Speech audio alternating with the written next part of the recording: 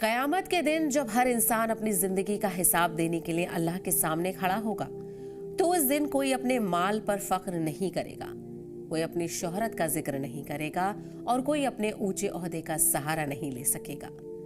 उस दिन सबसे बड़ी ख्वाहिश सिर्फ एक होगी, काश मेरी वजह से किसी इंसान का दिल ना टूटा होता, काश मेरी जुबान से किसी को तकलीफ ना पहुंची होती। हम अक्सर ये समझते हैं कि एक अच्छा मुसलमान वही है जो ज्यादा नमाज पढ़े, ज्यादा रोजे रखे, ज्यादा तिलावत करे। बेशक ये तमाम इबादतें बहुत अहम हैं, लेकिन इस्लाम सिर्फ अल्लाह के हक की बात नहीं करता, बल्कि बंदों के हक की भी उतनी ही तालीम देता है।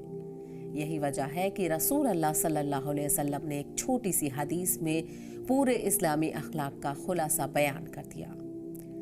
आप सल्लल्लाहु अलैहि वसल्लम ने फरमाया, मुसलमान वो है जिसकी जुबान और हाथ से दूसरे मुसलमान महफूज रहे। सही बुखारी और सही मुस्लिम में यह हदीस है। गौर कीजिए, इस हदीस ने ना माल का जिक्र किया, ना नस्ल का, ना इल्म का और ना ही किसी बड़े ओहदे का। रसूल अल्लाह सल्लल्लाहु अलैहि वसल्लम ने मुसलमान की पहचान उसके किरदार से कराई। यानी अगर आपकी मौजूदगी से लोग महफूज महसूस करते हैं, अगर आपकी जुबान किसी की इज्जत को जख्मी नहीं करती, अगर आपके हाथ से किसी पर जुल्म नहीं होता, तो यही सच्चे ईमान की निशानी है।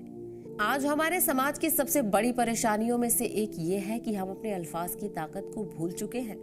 एक तल्ख जुमला, एक ताना, एक ग़ीबत, एक झूठा इल्जाम या सोशल मीडिया पर लिखी गई एक गैर जिम्मेदार पोस्ट किसी इंसान के दिल पर ऐसा जख्म छोड़ सकती है जो सालों तक ना भरे। कई रिश्ते तलवार से नहीं बल्कि जुबान से टूटते हैं।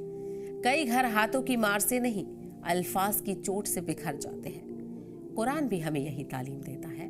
अल्लाह ताला फरमाता है, लोगों से भली बात कहा करो। सूरह अल बकरा में इसका जिक्र है। और एक दूसरी जगह फरमाता है, ए ईमान वालों, कोई कौम दूसरी कौम का मजाक ना उड़ाए। सूरह अल हुजुरात। यानी इस्लाम सिर्फ बुरी बात कहने से नहीं रोकता, बल्कि किसी की तौहीन करने से, उसका मजाक उड़ाने, उसकी इज्जत को ठेस पहुंचाने और उसके दिल को दुखाने से भी मना फरमाता है। रसूल अल्लाह सल्लल्लाहु अलैहि वसल्लम की जिंदगी इस हदीस की सबसे बड़ी तफसीर है। जिन्होंने आपको तकलीफ दी, आप सल्लल्लाहु अलैहि वसल्लम ने उनके साथ भी रहम और अखलाक का मामला किया। ताइफ में पत्थर खाए लेकिन बद्दुआ नहीं दी। मक्का फतेह हुआ तो इंतकाम लेने का पूरा मौका था, लेकिन आपने फरमाया, आज तुम पर कोई पकड़ नहीं, जाओ तुम सब आजाद हो। यही था उस मुसलमान का किरदार जिसकी जुबान और हाथ से लोग महफूज रहते थे। आज हमें अपने आप से सिर्फ एक सवाल पूछने की जरूरत है, क्या हमारे घर वाले, हमारे पड़ोसी, हमारे साथी और हमारे सोशल मीडिया पर जुड़े लोग हमारी जुबान से महफूज हैं? क्या हमारी बातों से किसी का दिल तो नहीं टूट रहा? क्या हमारे हाथ किसी पर जुल्म का सबब तो नहीं बन रहे?